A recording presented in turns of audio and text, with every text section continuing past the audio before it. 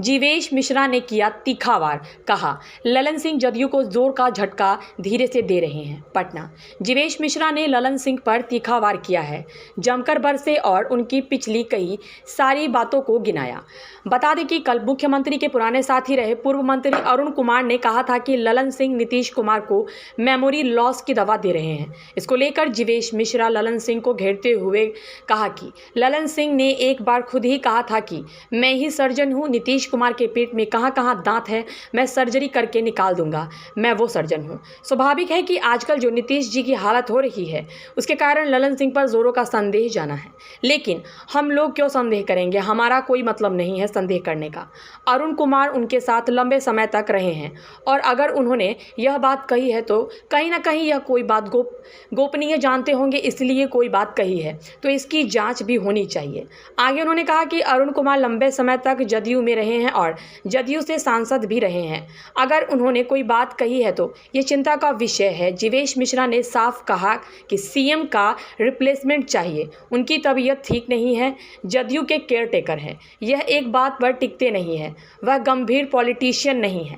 आगे जीवेश मिश्रा ने कहा कि ललन सिंह एक बार कहे थे कि नीतीश कुमार के पेट का दांत निकालेंगे, हम सर्जन हैं, और दूसरी बार कहा था कि राजद के साथ अगर सरकार बनानी पड़ेगी तो डाक बंगला चौराहे पर पान की दुकान कर लेंगे। तो आप पूछ लीजिए ना कब खोलेंगे पान की दुकान, क्योंकि नीतीश कुमार को बना दिए राजद के साथ सरकार। इस वक्त ललन सिंह राजद के साथ मिले हुए हैं और वह जदयू को जोर का झटका धीरे से दे रहे हैं।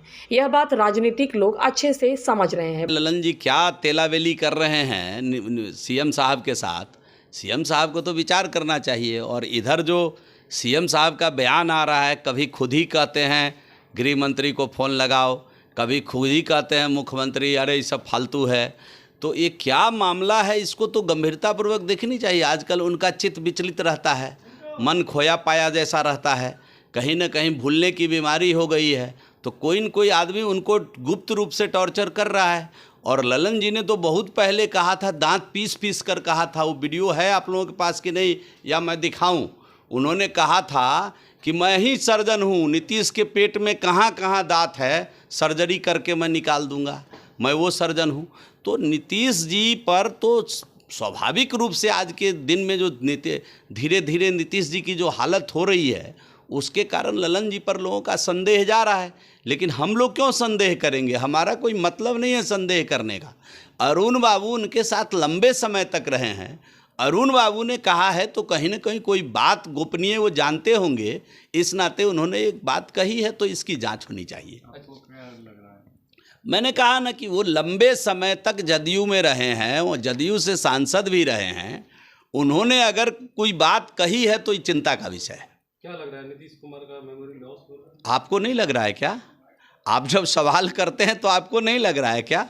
सुबह बोलते हैं शाम को पूछते हैं क्या हो रहा है, तो ये तो आपको भी लग ही रहा है ना। ये तो पूरे देश को लग रहा है, पूरे बिहार की महान जनता को इस समय लग रहा है रिप्लेसमेंट चाहिए सीएम का। ठीक नहीं चल रहे हैं, इनकी तबीयत ठीक नहीं है। जदयू के केयर टेकर हैं, वो अपनी बात पर टिकते नहीं हैं, वो गंभीर पॉलिटिशियन नहीं है। वो एक बार बोले थे कि नीतीश जी की पेट का दांत हम निकालेंगे, हम सर्जन हैं। दूसरी बार बोले थे कि राजद के साथ अगर सरकार बनानी पड़ेगी तो डाक बंगला पे पान की दुकान कर लेंगे। दिखाऊं वीडियो, दूं क्या आपके पास है या मैं दूं? आप पूछ लीजिए ना कि कब खोलेंगे पान की दुकान, जगह देख रहे हैं क्या? नीतीश जी तो बना लिए राजद के साथ सरकार। तो ये अब उल्टी बात है, इस समय वो आरजेडी के साथ मिले हुए हैं और जोड़ का झटका धीरे से दे रहे हैं जदयू को। ये बात भी राजनीतिक लोग अच्छे से समझ रहे हैं। ये कैसा झटका